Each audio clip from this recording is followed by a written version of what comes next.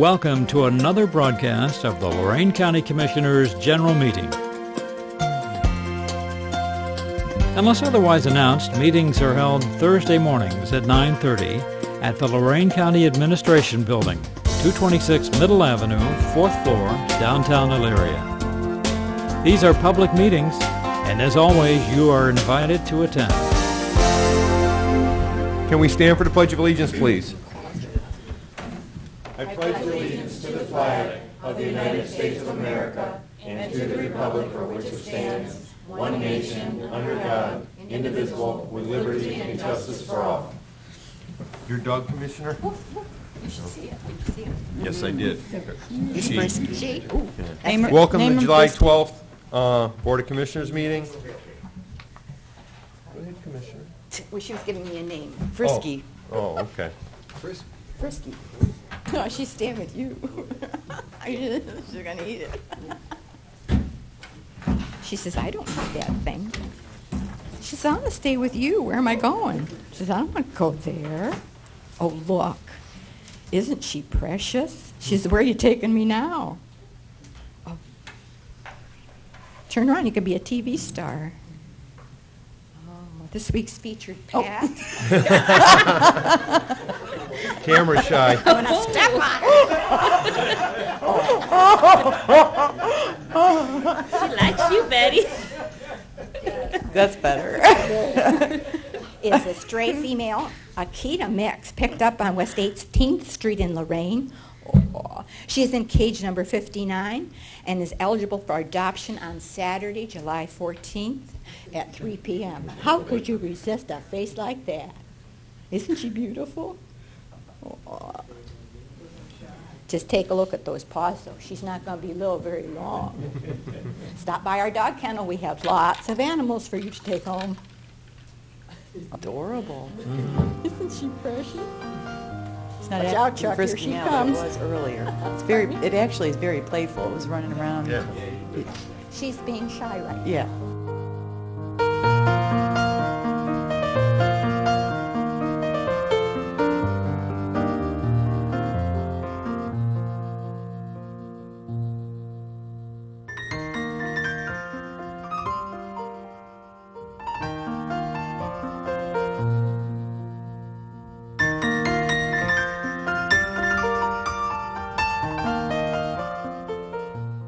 Quote for the week. The significant problems we face cannot be solved by the same level of thinking as when they were created.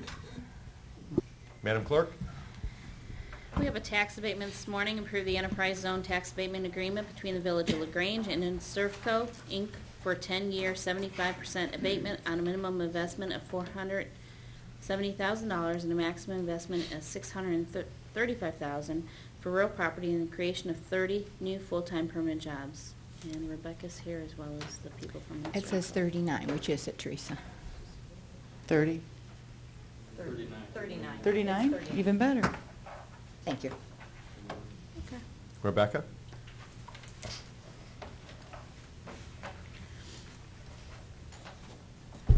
Thank you, Commissioners. Rebecca Jones, Community Development Department.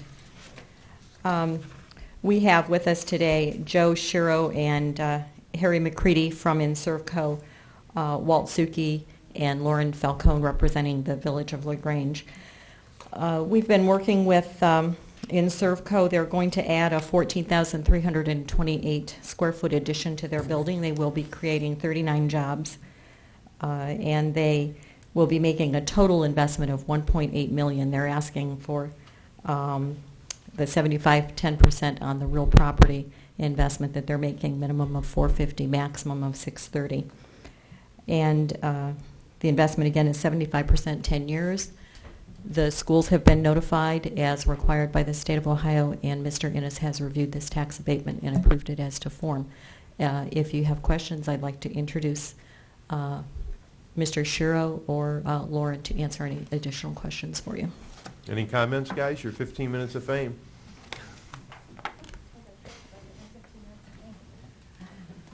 The door prize is the dog. Oh, I love that dog. She's beautiful. Lauren Falcone with Pogemeyer. I just wanted to point out the 39 new jobs will create $1.1 million in new payroll, so that's great for LaGrange.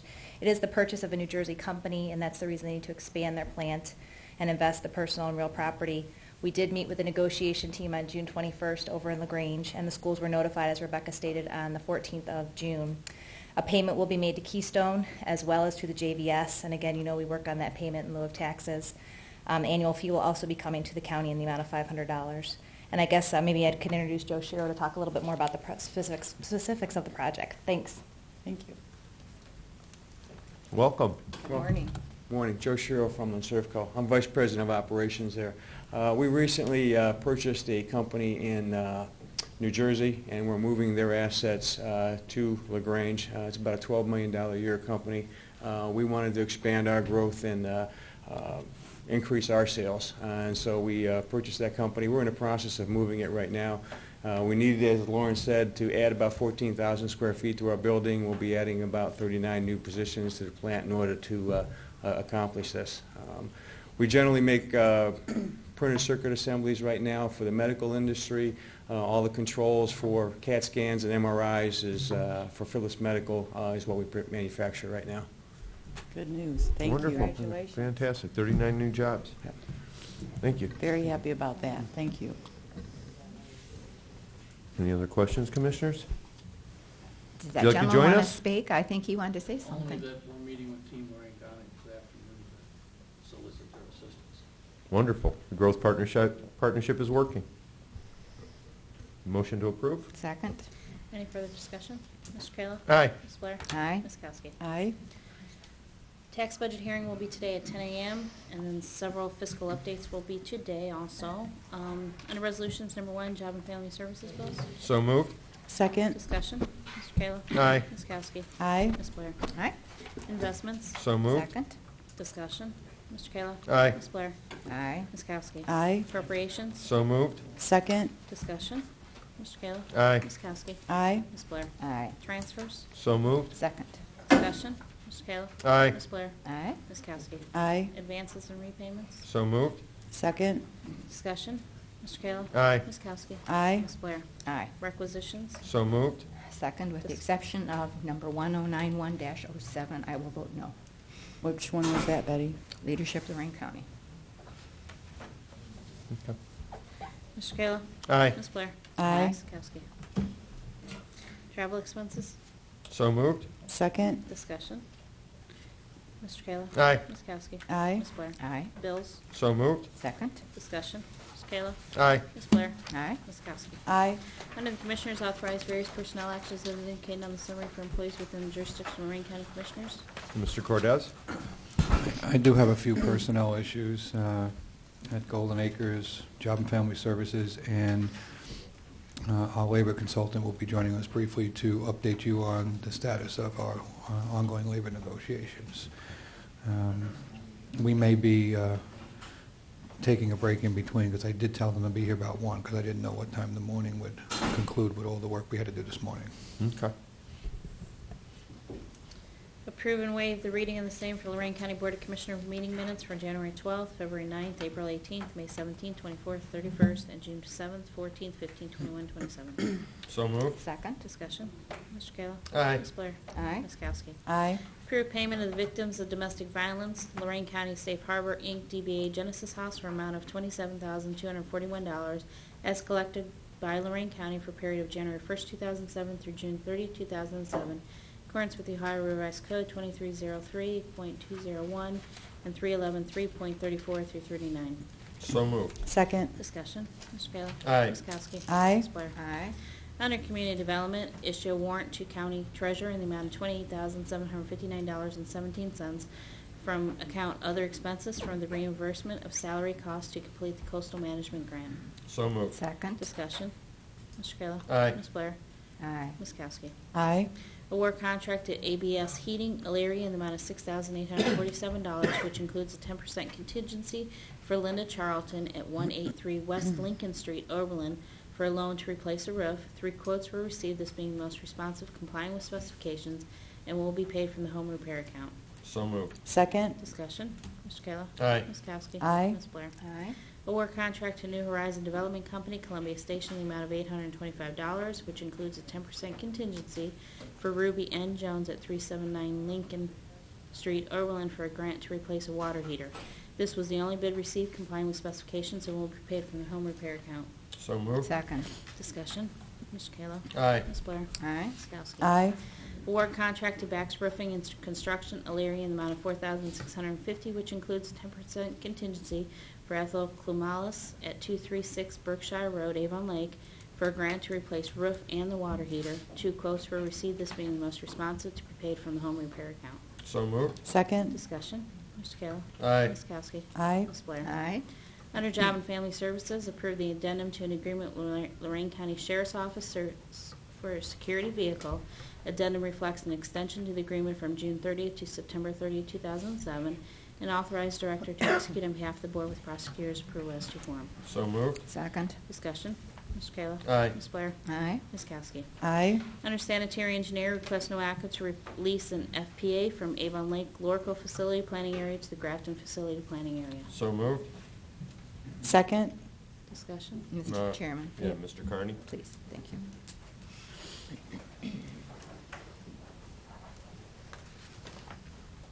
Give a little background on how this works, and we'll talk about the NOACA Summit meeting when it was quite excited. Exactly, and I'm fortunate to be on that Water Quality Subcommittee, recently appointed, as well as the Environmental Quality Control Committee, too. Those are my new positions this year. In addition to the regular meetings that we have. We're fortunate today to have Mr. Vidra in attendance from NOACA, and resulting in a meeting that we had at the Water Quality Control prior to the May 29th, when we met to approve at NOACA's board meeting. And that resolution was held in abeyance until Mr. Vidra and my office got together and developed a revision to the FPA for Grafton. And I'd like to bring Mr. Vidra to the podium to further explain the circumstances that how NOACA came about to bring this change request to us, as well as to Lorco, and as well as to the village of Grafton. Morning, Andrew. Andy. When the NOACA Water Quality Committee met to consider this issue, we were considering specifically the Barrington Estate transfer request. Barrington Estates being a new subdivision that's going in. When we went to the NOACA board, the issue was raised that there were problems with the existing boundary for the facility planning area of Grafton.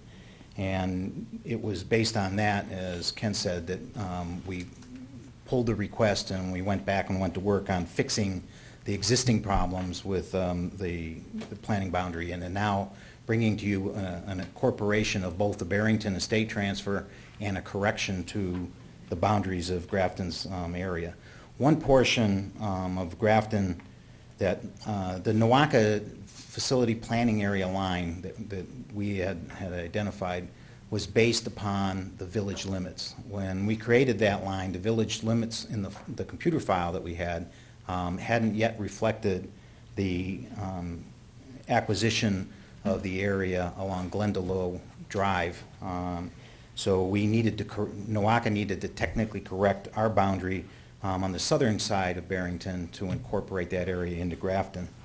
Then there's the subdivision known as the Tanglewood subdivision, which has long been serviced by the village of Grafton, but it had never been incorporated into their boundary. So today's action will incorporate Tanglewood, which is already being serviced and therefore needs to be in their facility planning area, the Barrington transfer area, and the correction to the area along Glendalough in a single package. So Barrington now is all in the Grafton FPA, no longer in the Lorco FPA? Correct. Okay, so they're going to be serviced by Grafton now? Correct. Okay. Have they been serviced by Grafton? That's a subdivision that is just in the process Oh, of it's not- being nothing's finished. built there The yet. sewers are actually in the ground. Ohio EPA, also added to this mix here. They're supposed to check with NOACA prior to issuing a permit for any sewer extension. They just thought since it was Lorco was involved in it that there was not a problem, and there actually is.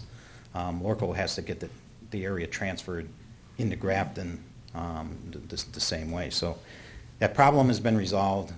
Everybody is in agreement that this entire transfer area needs to be in Grafton's area. There are 2 areas within the section that's being transferred that are right now not being serviced by anybody. That's one small section along Route 57, the southern, just outside the village limits, and then there's a large farm field south of Tanglewood that'll be also transferred into Grafton. So should those areas become sewered, they'll be served by Grafton. Okay. You The said EPA made a mistake? I'm sorry. So the EPA made a mistake? Ask NOACA that made a again. mistake, Lorco made a mistake, EPA made a mistake. Oh, yeah, on but this the particular first one. two, are allowed to make mistakes. The EPA is not. You said everyone is in agreement. Is Lorco also in agreement that this needs to be changed? Yes, they have a resolution before the Lorco board tonight seeking the same official board approval as now. We've been in constant negotiation or contact with Fred Alspa, who I should let him speak for himself, but he also has agreed that this boundary that is identified on here is the appropriate boundary for this transfer request. Mr. Alspa? Thank you, Andy.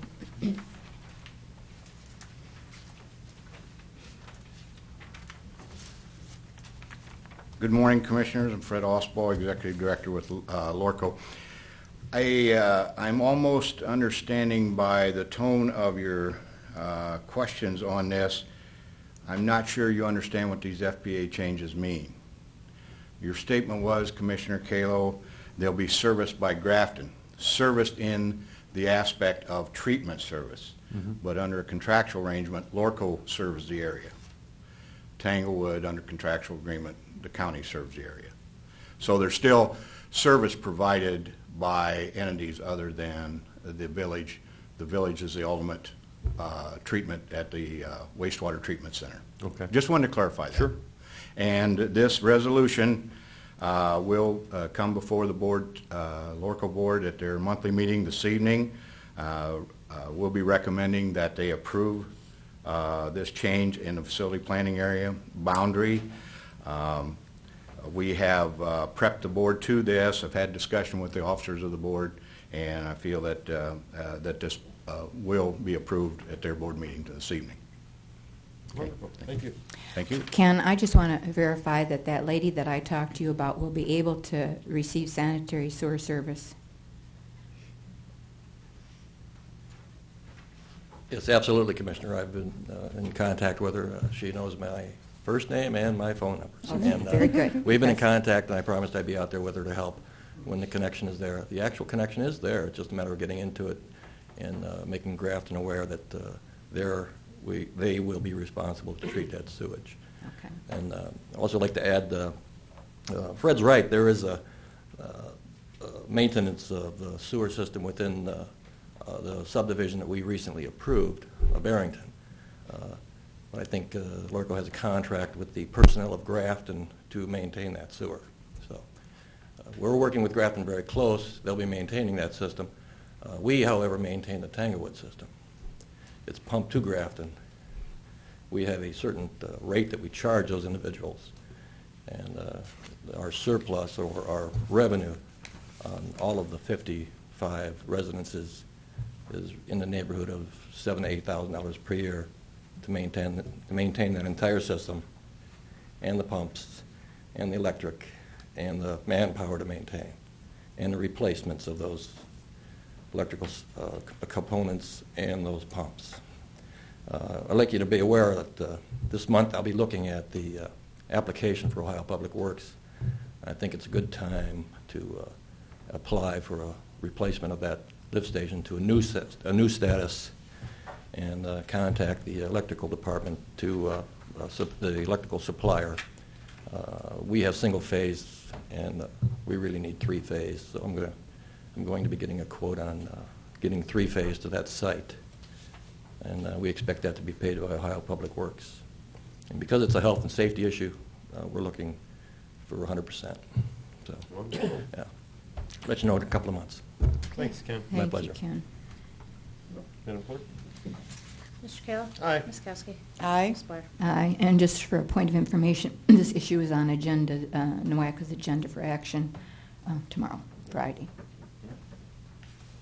Under Children's Services, authorize various additions and deletions of personnel in Children's Services to utilize the agency's MasterCard for the year 2007, not to exceed 20,000, Shell Oil Gasoline Card not to exceed 200 for work-related items to include conferences, food, lodging, transportation, telephone, gas, and oil, minor vehicle maintenance, and emergency repairs, county-owned or leased vehicles. So moved. Second. Discussion. Mr. Kayla? Aye. Ms. Blair? Aye. Ms. Kowski? Aye. Under the engineer, instruct the clerk to advertise for Mills Road Bridge, North Ridgeville and Avon, published in the Chronicle Telegram on June 13th and 20th, and open at 2 p.m. on July 27th in Commissioners' Public Hearing Room. Approximate cost is $275,000, will be funded 75% by OPWC, 25% local, to be divided between the county and the city of Avon and North Ridgeville. So moved. Second. Discussion. Mr. Kayla? Aye. Ms. Kowski? Aye. Ms. Blair? Aye.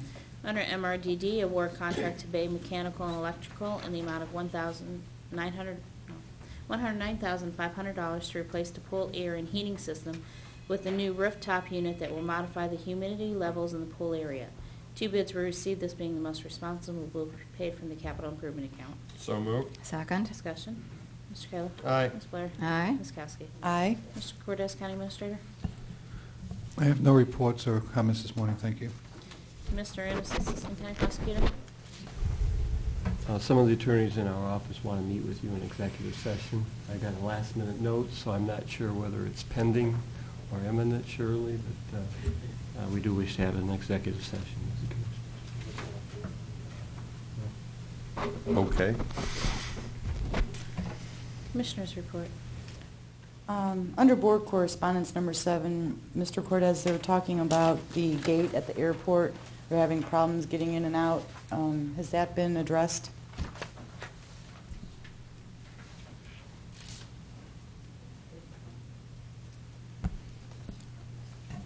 It's a brand-new gate, from what I understand, and it's not... I hadn't heard that there was problems with the gate. We had problems with the gate last year, and in fact, Mr. Twining and I addressed that. They were here yesterday working on it. I don't know whether it's fixed yet, but...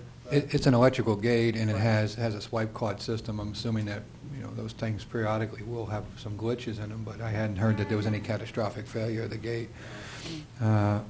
We did have installation problems last year, and we worked those all out last year. As far as building new condos and making theirs less valuable, well,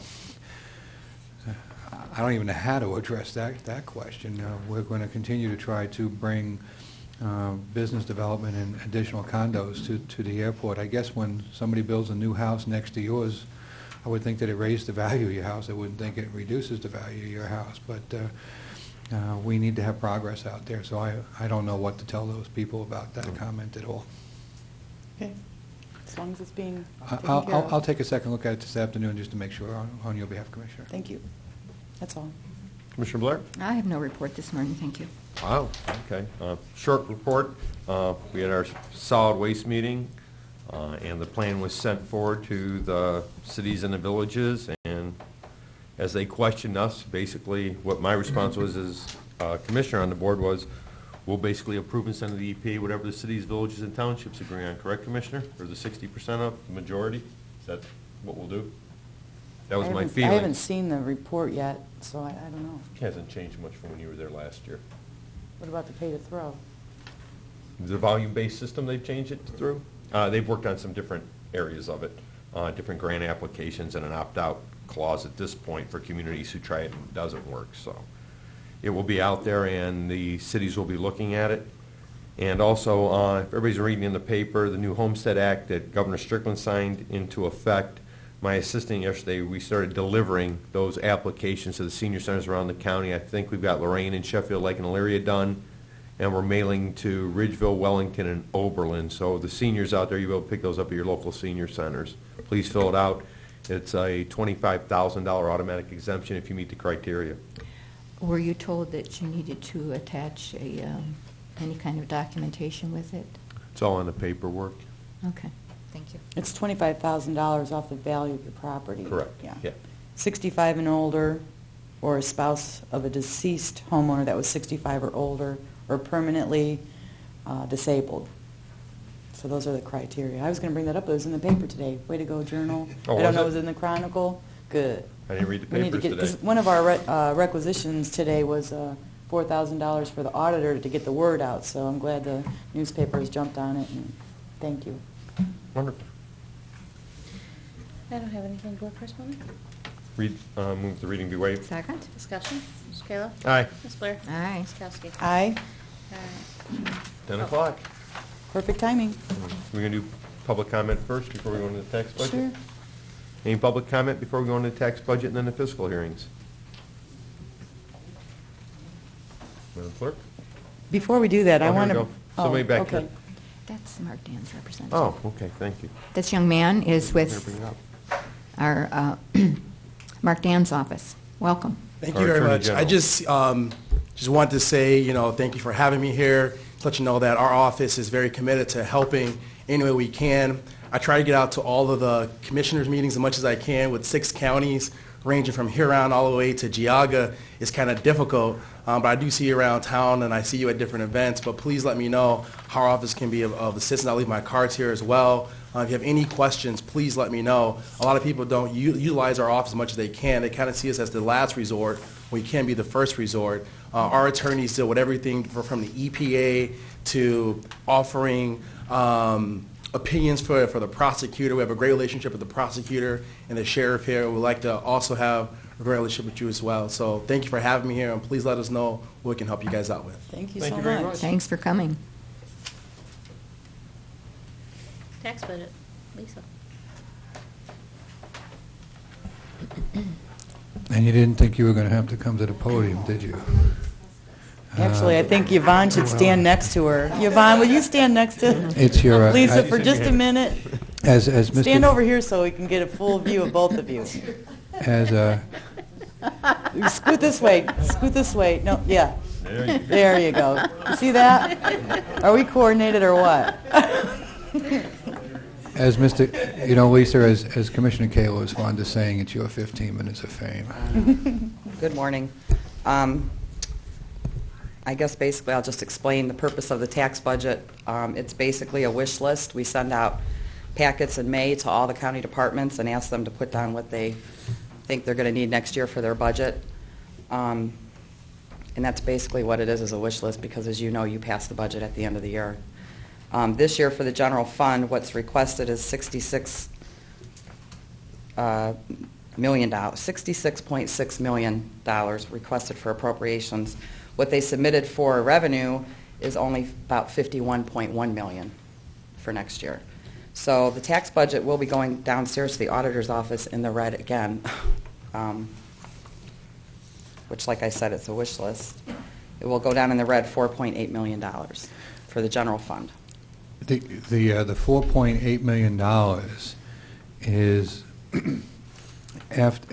will be after we exhausted, if we did that budget, all the carryover. We would need $4.8 million in addition to all the carryover to meet what the departments are indicating their needs are for next year. In 2008. 2008. Now, again, I've spoken to the tax budget before as a fairly archaic system that we have to comply with in the annual appropriation, which is undertaken in December and usually intensively worked on in November with each board member, is really where the funding is determined. But you can see that the departments are indicating in their request to meet their obligations in the tax budget about $15 million more than the revenue. And we've anticipated that the carryover will be about $10.5 to $11 million. Correct. So we would need that plus an additional $4.5 million to meet that wish list. So that would be zero carryover and almost $4.5 million we would have to borrow somewhere if we use that tax budget. Great. Okay, anything else? Nope. Short and sweet, thank All you. right, that's the way we like it. There is some more information that she has prepared and submitted. It's quite detailed that we were given ahead of time. I'll move the budget be Close hearing. no, I don't. I refuse to close the hearing. I have one question. Do we have an idea exactly how much, I know we need some carryover to function at the beginning of the following year. How much do we actually need to make payroll and do all the things for the first month or two?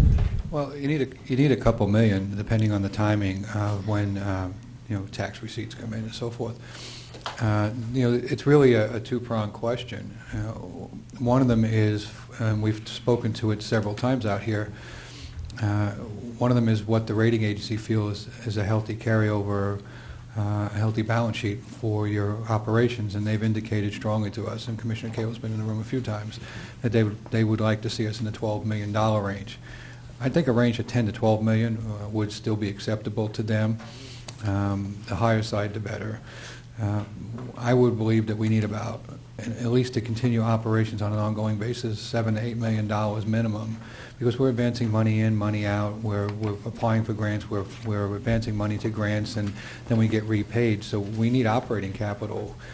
I would hate to get into a situation where we had to establish short-term borrowing to meet obligations in between receipt of funding. And that's always a potential. And once you're in that arena, your credit rating really goes to trash, because basically you have no retained savings. So we've been fortunate the last couple of years, and these are questions that you're going to be wrestling with in the next year or two, where to stabilize the carryover, if you're going to stabilize the carryover. But I would suggest that anything below $8 million would be starting to make it difficult to continue operations as fluidly as we do today. So that's two answers to one question. I'm sorry, but there really is two different approaches to it based upon our credit rating. So we need $2 million, but we like to have $8 million. Well, I think we need more than $2 million. I mean, to actually function. Lisa, what is our payroll for at the beginning? It's a couple $1 million, right? About. No, per pay, I'd say it probably runs close to $900,000. Right, but we would probably need at least $2 million to meet payroll while we're waiting on receipts for a month, right? And of course, we have operating expenses. Yeah, at that's the same just time. payroll. That doesn't include paying for the light bills or the gas bills or PRS. So it's again, the problem really is when you have no carryover, you can't appropriate in December. If the last year we appropriated over close to $59 million for ongoing operations, while we only had a certificate for roughly 49. I'm just generalizing the numbers, and not in front of me. Would not have been able to do that had we not had the carryover. We cannot do an appropriation that exceeds the certificate of anticipated revenue and any carryover added to it. So the less carryover we have, the more we have to continue to tighten down on the appropriations. If you're down to $2 or $3 million in carryover, you can see that we would have been short, $10 million in the appropriations, because you have to submit a balanced appropriation every January. By law, it cannot be out of balance.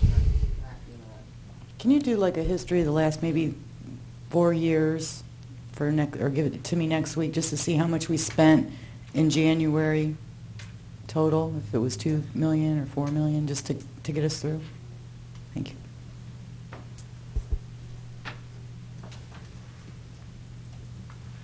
You can close the budget. Do we I was want waiting for more comments, Public that's all. comment? Do we want to do public comment? Anybody from the public wanting to address the board? Okay, now you can close. No, Sally's waving. Come Come on. You have to come up gotta here come up because here. we can't hear you.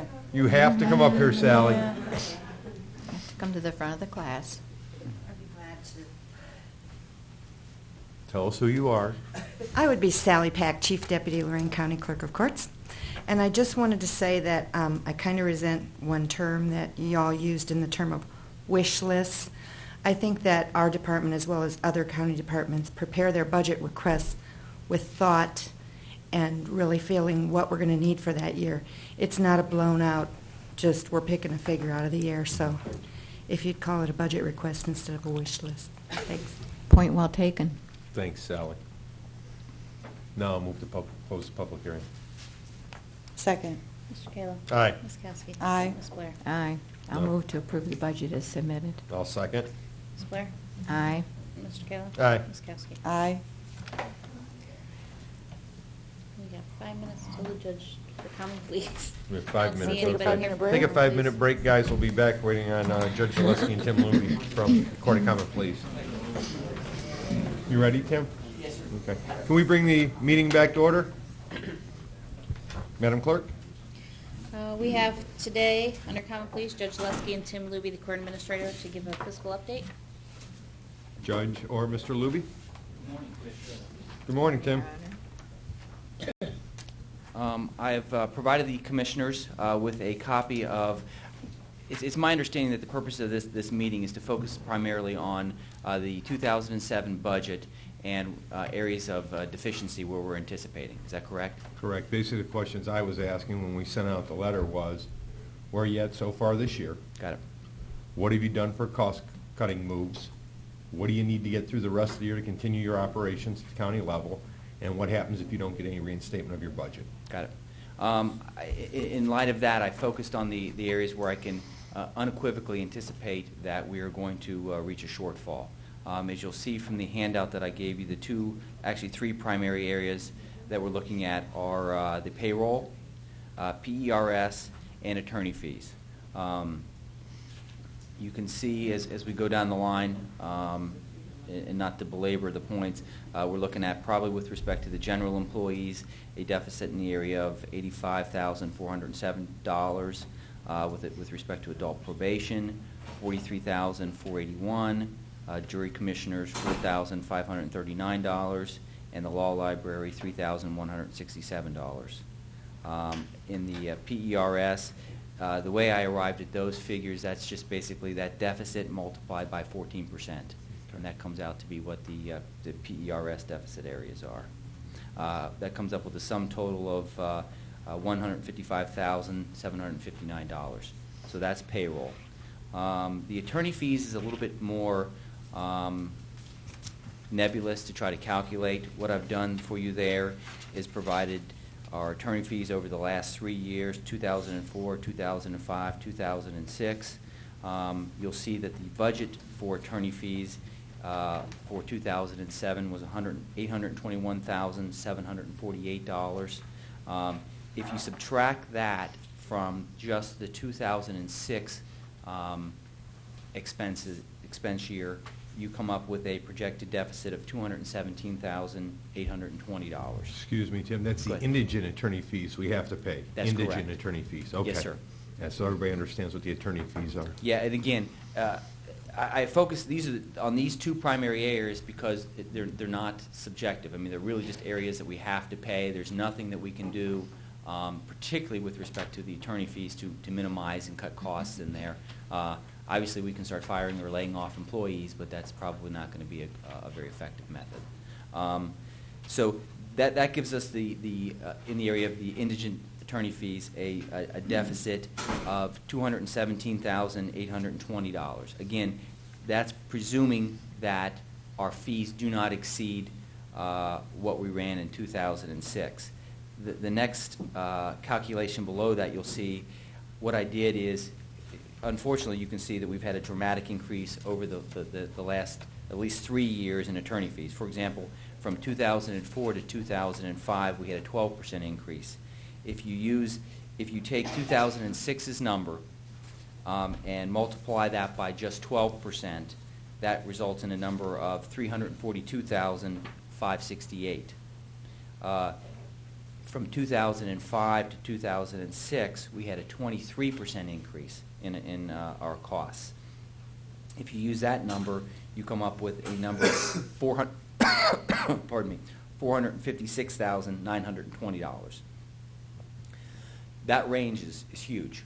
Unfortunately, there's nothing I can do to give you a further clarification as to what those are going to be. That's a fluid number. It's going to adjust throughout the year depending on our volume. Tim, you want some water? Please.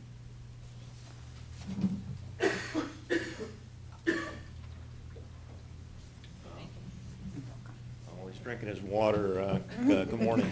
Good morning, Judge. I just want to address the attorney briefly. As you know, recently we got the sixth judge, and as a result, we don't see any reduction in the numbers of criminal cases. I'm sure we still lead the state of Ohio in a number of criminal cases on everybody's docket. The new judge, unfortunately, is the one that suffers the most, and he has somewhere around 256 criminal cases pending on his docket. And I believe the lowest one may be Judge Bedletsky with around 190. So we're well over. If you go to Cuyahoga County, they're probably going somewhere around 115, 120,000 per 120 per judge there. So it's just a bottleneck that we have to endure.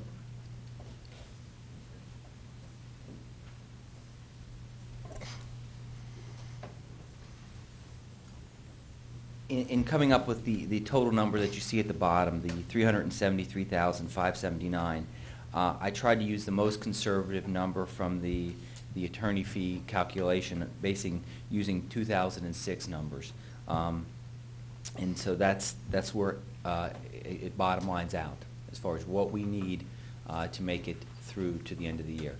Now, we've been real fortunate in the past in that the way we've worked the attorney fee numbers is it's always the number that we ask for is typically not the number that we receive in our budget at the end of the year, and the commissioners have always been looked at those numbers and supplemented that throughout the year. And I guess what I would suggest is, with respect to the attorney fee numbers, we would have a great deal of comfort based on our past dealings with the commissioners for them to supplement that over time based on what our usage is. The salaries we can anticipate today now that number is a given number. So we would suggest that number is something you really have to look at hard and fast today to make us through to the end of the year. Obviously, we still have positive balances in our other accounts. We theoretically, every year we juggle our accounts around to try to make things come out for the year.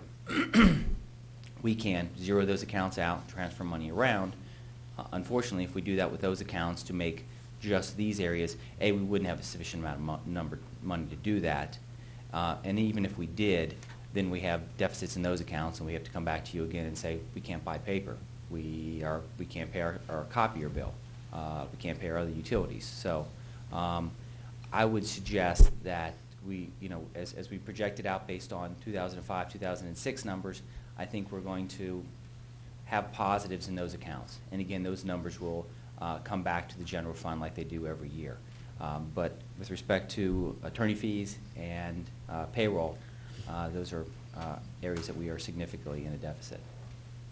Once you wash those accounts, how much do you normally give back to the general fund at the end of the year? I calculated that out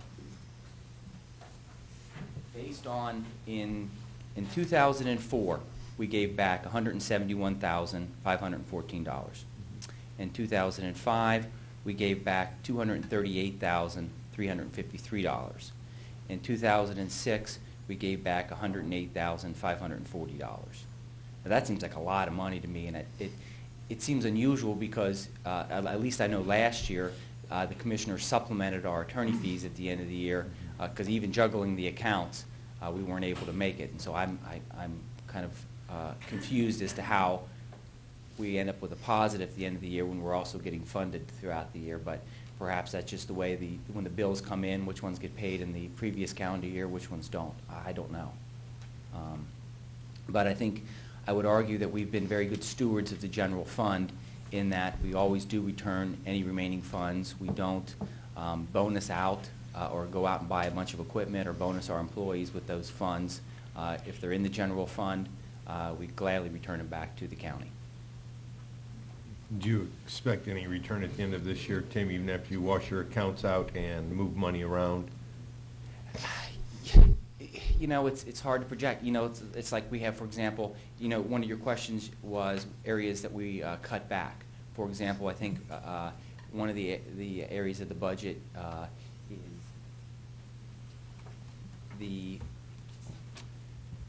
court reporters, which I think is an additional court reporter. So in the event that court reporters not available, we would go out and hire court reporters. I think that's like a $20,000 line item. we are anticipating that to be zero. We're not going to spend a dime. I'm hoping not to spend a dime out of that because we've implemented some new policies attempting to maximize what we do currently have. When you guys change your policies, as we've seen from road patrols, the clerk of courts, does that punch into anybody else's when you're changing things or adjusting things? I know it did affect Mr. Wills, for example, and this is actually a whole different line item. I think this was like a $47,000 line item. And I don't honestly know what happened with respect to that court reporter, but we said that's something that we're going to eliminate from our budget. And I don't know if Dennis picked that up. I think it's something we had to pick up here. Didn't we do a professional services, Mr. Cordes?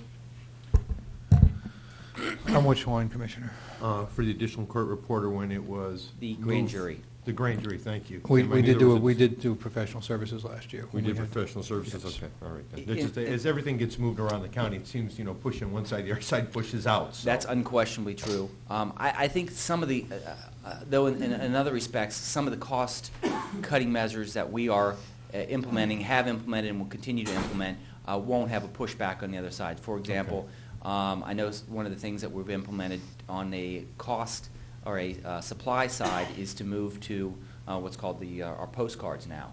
And we're anticipating some significant cost savings in that respect, to the tune of anywhere from $10,000 to $20,000 immediately. Postage and everything being less with the postcards and Correct. notifications Paper, and such? yes, exactly. How about on the push-up, though, on the amount of cases, when you say our cases are the highest, are we spending more just because of volume? Yeah, unquestionably, that's true. When you have cases that you're not able to eliminate timely, that sitting in, I mean, we all know from the jail situation. Right. I mean, the longer that those individuals are sitting in the jail, the more it's costing the taxpayers money. But we all know after that presentation that that's a real complex issue, and that even from a court side, you can build more jails, bring in more judges.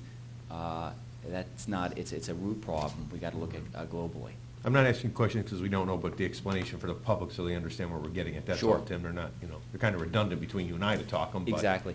I think then to address that more globally for the public, specifically as it relates to overcrowding in the jails and stuff like that, even if the commissioners gave us a significant amount of money there, we built a new jail. We brought in another judge to move the dockets along faster so that the criminals are not sitting in jail longer. That doesn't address the root problem. And to be honest with you, we could spend a couple of hours here talking about that.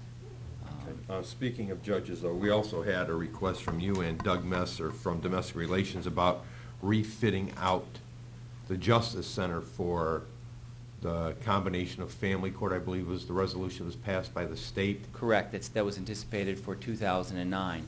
It's my understanding in reflection that you guys are anticipating that would be a fairly significant, and again, I've seen the numbers generally, that the transition from a probate court to a family court could run anywhere from $700,000 to $1 million.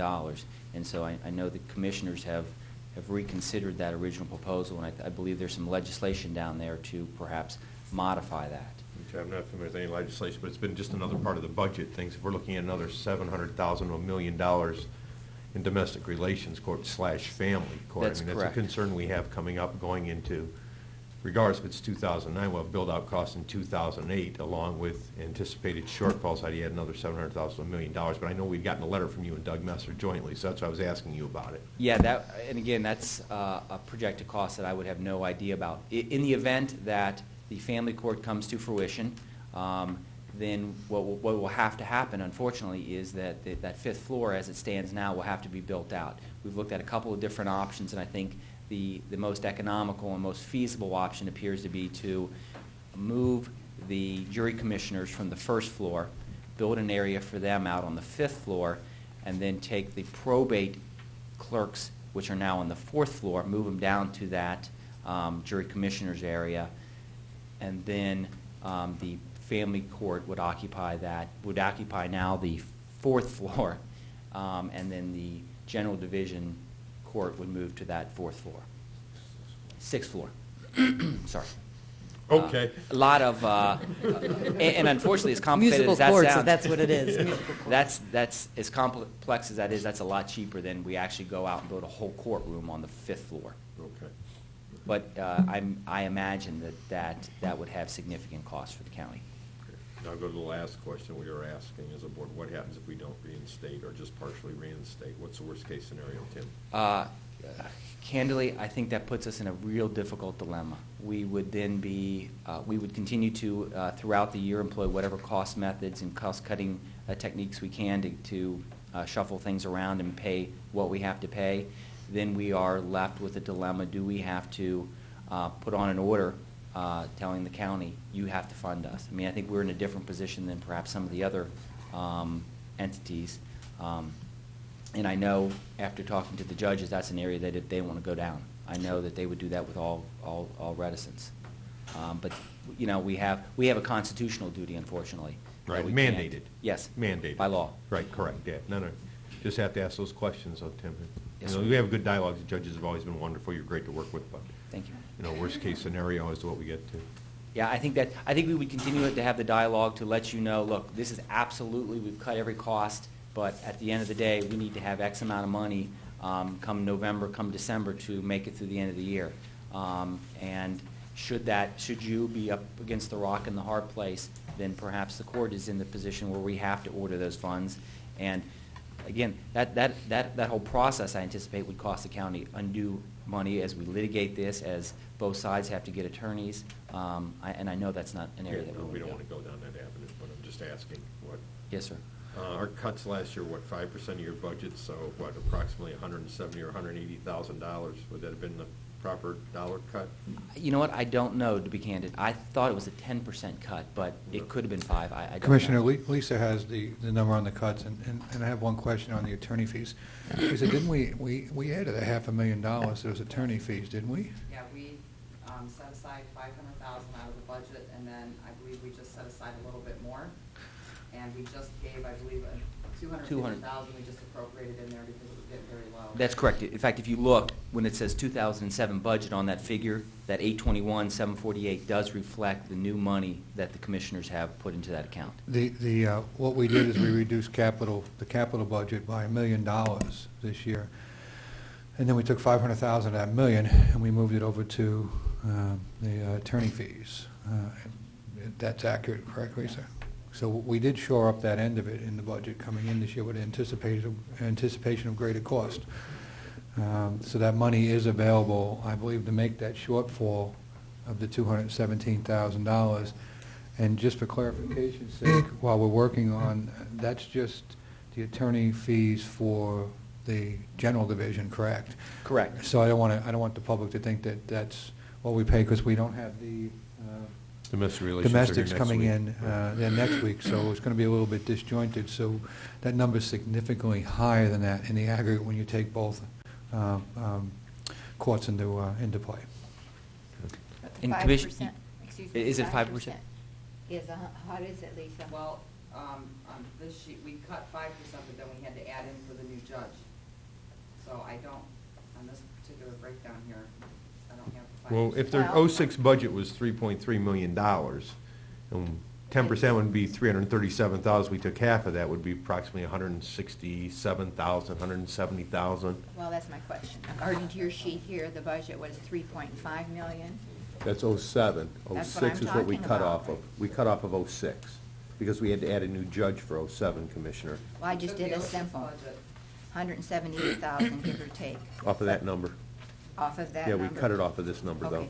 They're short $373,579. because of indigent attorneys, a big portion of that, though, that's not Normally we the handle- operating. Normally we handle the attorney fees That's separate line item. Separate line Yeah, item, separate correct. lines. Yeah, I think it's real easy if you just look at, if you then take out the attorney fees, which again is a number that we don't know today. It's going to continue to increase theoretically. We're looking at a definitive shortfall of the 155,759. That's better. Thank you. Okay. Any questions, And Commissioner? then Go one ahead. more response to what you were asking before as far as what we were doing to minimize costs. Mhm. I know in conjunction with Mr. Cordes, we've met and we are looking at and considering, in conjunction also with the Domestic Relations Court, a program to attempt and get a better, to minimize what we pay in indigent fee attorney cases. Jim, I don't know if you want to speak any more to that. We've been in contact with the National Associations of Counties to look at their program for doing background checks, credit checks on people that are applying for assistance with attorneys to make sure that they do not have the assets available, because they normally list no assets, no resources. And while the courts have they've done the best job they could with trying to make sure that we're only giving attorneys to those that truly deserve them and need them, they have other more serious requirements that they're tending to. So I met with Doug Messer and Tim, and we went over the program, and I've made contact with the program administrators. They're out of state and with the National Association of Counties, as I indicated, and we're going to be setting up a meeting, have them come here and make a demonstration. This is one of those chicken and egg. We got to spend some money initially to hopefully be able to save money. But if we anticipated we got a 20% savings, wasn't it, in the $300,000 range? Yeah, if we could save, and that was conservative. We said, let's say we saved 20% on a return on this, we could save in excess of 6 figures. Wow. So we are collaboratively moving, trying to look at these programs to bring additional resources that may save us some money. We'll tell you, though, I think we need about $35,000 to start the program. I don't have more information on that. And it'll take a little while to recoup our investment, but it may be well worthwhile. They're supposed to come here and do a demonstration. I will have more information for the commissioners as we progress so that you can look at that demonstration if you so desire at the time. Well, long-term return on investment, I think, would make it beneficial to the county. Unquestionably, I mean, if we spend 35 and we make 200, we've clearly mathematically done the right thing. Do that every day of the week. Yep. So looking at this sheet that you gave us, are we not taking into consideration the indigent attorney fees because we took that out of capital expenditures? And are we just looking at the $155,000? Well, I would suggest that the attorney fees we've always dealt with, and we have, I believe, allocated the sufficient resources to get through the year. We're going to be close, but I think we're going to be all right. And normally, because that's a very non-discretionary expense, we've usually kept that as an off-budget issue and worked with the courts on that. So I would say that you should handle that separately from the other funding, if that's good for you, Commissioner. So if $155,759 shortfall in payroll and PERS, and if you normally give us back, well, last year $108,540, so you're really looking at probably $55,000 shortfall. You know what? Can I tell you? I wish I can't. I mean, I could zero out, like I said, I could zero out all my accounts, but then I can't buy paper, I can't buy supplies. I mean, there's all those other accounts are set up because of the various costs that the court has. And, should we zero those out to make, it's hard to tell. You can't anticipate us getting any return revenue this year, though, at this point. Yeah, you're correct. I cannot. Right. The return revenue has been decreasing each year, and well, because of the cuts that have been in holding budget, you've used it in other places. I understand that. That's what the transfers are for. There's been pretty much zero growth in that area, while there's been variable expenses that they've had to assume, and so I would not anticipate a huge amount of return from these departments by the end of the year. Yeah, and Ken, if we just to project, if you were to say, if you funded the payroll and gave me the 155, if we looked at based on the decreasing that we've been giving back to you every year, you might get 60 back. Just a guess. Judge? That's it. Commissioners? Thank you very much. This will be very brief.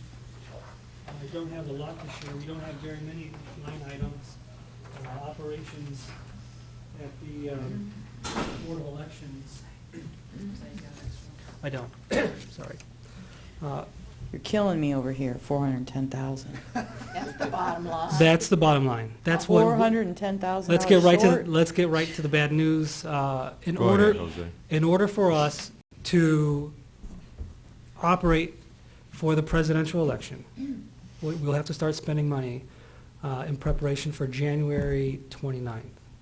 And you know how our funding process works. We need ballots and we need equipment and supplies for January for the early March presidential. And also contributing to that very large number, we have payouts we're anticipating payouts nearly $80,000 that we weren't anticipating towards during budgets last year. Payouts of what, Jose?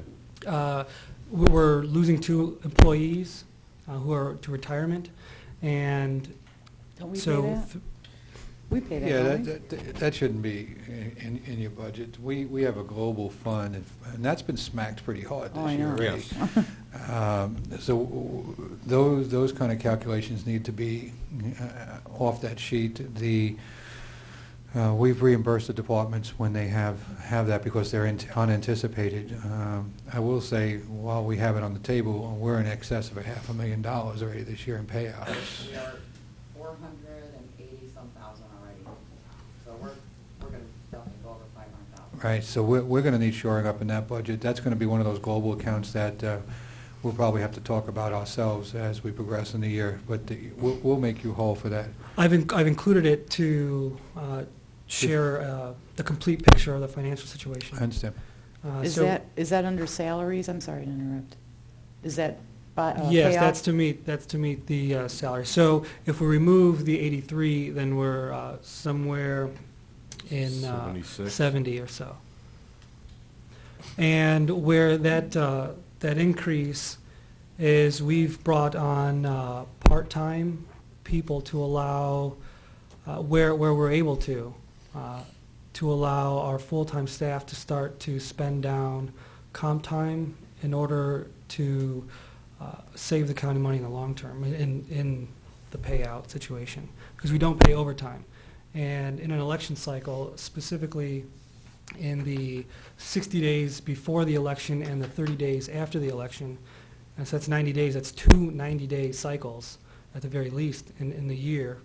I know most people think that we have elections on one day, and what do we do for the rest of the year? But there's a considerable amount of work, and so in those 90 days period, we can, in many cases, we go to 10 hours. The whole staff will go to 10-hour days.